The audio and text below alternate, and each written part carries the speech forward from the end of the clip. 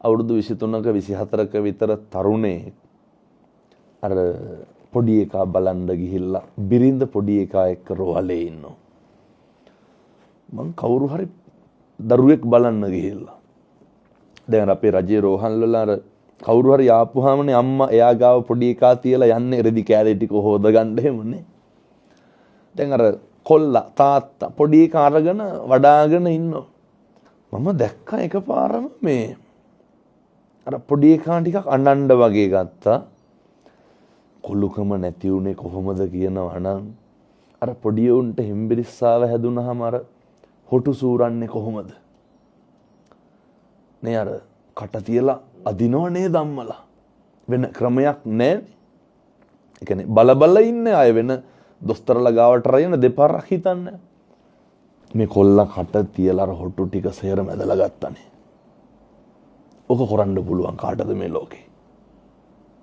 අම්මයි තාත්තයි හැර වෙන කාටද ඔක කරන්න පුළුවන්? ඇයි මේවා මිනිස්සුන්ට මතකද කාටවත්? අවුරුදු 5ට කලින් ජීවිතේ මතකද?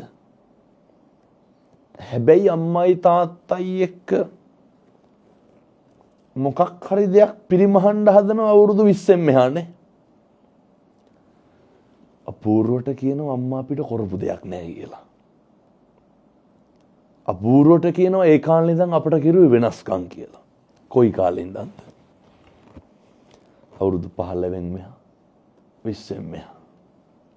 බුදුහාමුදුරුවෝ මොක නැතත් 21 වන සියවසේ බොහෝ ලෝකවල රටවල් වල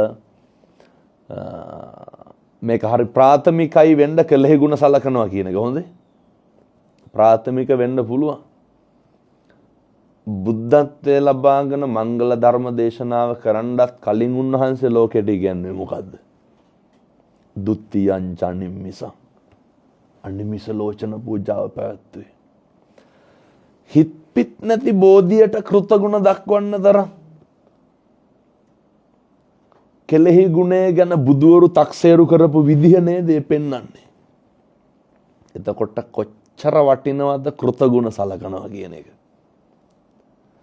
කෘතගුණ සැලකීමත් එක්ක තමයි සමාජ වෛරය කියන එක නැති වෙන්නේ. එතකොට අර තාත්තා අර තරුණයා මම දැක්කා පොඩි එකා අතට අරගෙන දෝතට අරන් නහයට කට තියලා හොටු ටික සූරනවා. මම කල්පනා කරා අපේ අම්මා කොච්චර මට කරලා ඇද්ද? අපේ තාත්තා අපිට කොච්චර කරලා ඇද්ද? මම කොච්චර ලෝකෙට බණ කිව්වත් අපේ අම්මට පුතානේ. නේ දැන් අයියා මුළු ලෝකෙම ලහිරු මුදලිගේ කියපුවාමනේ. බොහොම මේ ශාස්ත්‍රීය විදිහට මේ කටයුතු කරගෙන යන බොහොම වැදගත් විදිහට කවුද නොදන්නේ. නමුත් අපි අර බජාර් භාෂාවෙන් කියමුද මේක? ලෝකෙට පොරක් වුණාට